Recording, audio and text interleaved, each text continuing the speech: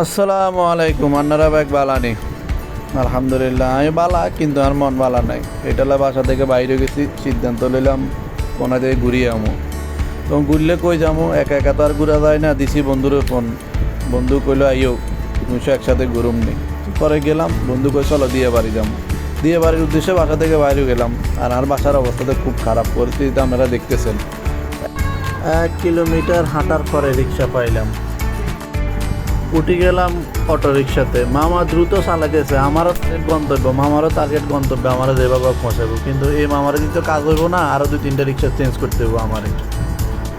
রিক্সার ভাড়া শেষ করে চলে আসলাম আর বন্ধুর বাসায়।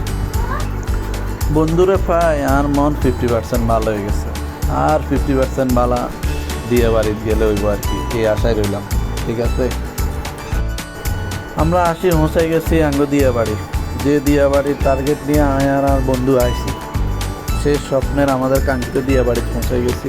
পরিবেশ ভালো, আমাদেরও মন মানসিকতা ভালো হয়ে গেছে। আরও অনেক কিছু ঘুরি ঘুরি দেখতে হইব, আপনাদেরকেও দেখাইতে হইব। এটা হলো আমাদের উদ্দেশ্য। পাশে থাকেন, সৌন্দর্য উপভোগ করেন। যেসব যুগলি ভাই বোনেরা ইয়ানে ঘুরতে নাইবেন, তারা কিন্তু কর্তৃপক্ষের আদেশটা মাথায় রাখিয়েন।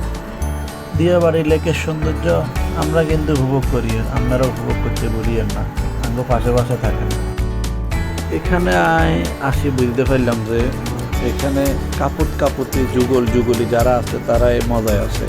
অন্যরা শুধু দেখতেছে, কিন্তু কোনো মজাই নিতে পারতেছে না। তারা ফুচকা খাইতেছে, চটপটি খাইতেছে, আড্ডা দিতেছে, প্রিয়জনকে উপভোগ করতেছে, এই আর কি।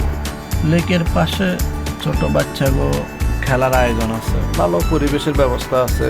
তারপর ফুল দোকান আছে বিভিন্ন। আমার বন্ধু ফুল নিল, লাগাই দেখলো কেমন লাগে, ভালো লাগে বন্ধু, ভালো লাগে। তারপরে আরও ছোট বাচ্চাদের খেলনা দেখলাম, সব দিক মিলে আঙ্গতুন খুব ভালো লাগছে। তারপরে আর বন্ধু বিভিন্ন সাইড ঘুরে দেখছে, পরে আমার নিয়ে গেলো লেকের পারে, কয় লেকটা দেখ, এদিকে সুন্দর লাগে। আবার আমারও বসাইলো, তুইও একটু উপভোগ কর। আমি করলাম, ভালোভাবে চিন্তা ভাবনা করলাম, দেখলাম যে ভালোই লাগলো লেকটা।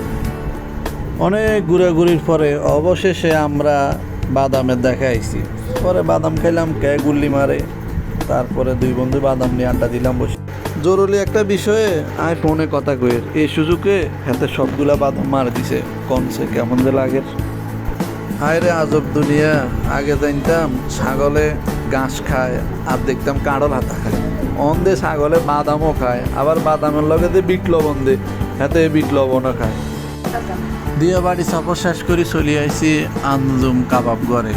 এখানে আসি কি খামু, খাইলাম দুই বন্ধু নান রুটি আর সাপ। নাস্তা শেষ করে বন্ধুত্ব বিদ্যালয় চলে আইলাম আপন নিবাসে।